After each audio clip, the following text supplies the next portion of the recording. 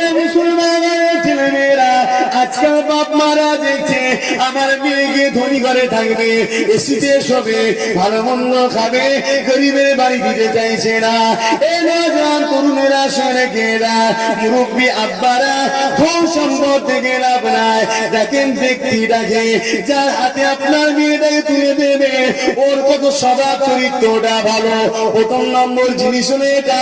দ্বিতীয় নম্বর জিনিস হলো, ও যদি গরিব হয়ে থাকে, ওর অভ্যেসটা দেখে, ওর চেষ্টাটা দেখে, ও বড় হওয়ার স্বপ্ন আছে কিনা। ওর যদি বড় হওয়ার স্বপ্ন থাকে, খারাপ কাজে যাবার আগে ও মেহনত করতে করতে জীবনটা কাটিয়ে দেবে। এই মুসলমান ঘরের ছেলে মেয়েরা, এসিতে শুয়ে লাঠি খাওয়ার থেকে, ভালো মন্দ খেয়ে লাঠি খাওয়ার থেকে, ডাল ভাত খেয়ে যদি স্বামীর দিনের একটু প্রেম পাওয়া যায়, এর থেকে বড় খুশি আর কি হতে পারে না। তাই মা বোনেদেরকে জানিয়ে দিয়ে যায়, বাবাদেরকে বলে দিয়ে যায়, নিজেদের বোন বলে পূজা মনে করে তাড়িয়ে দিও না, একটু ভালো করে খোঁজ খবর নেবে।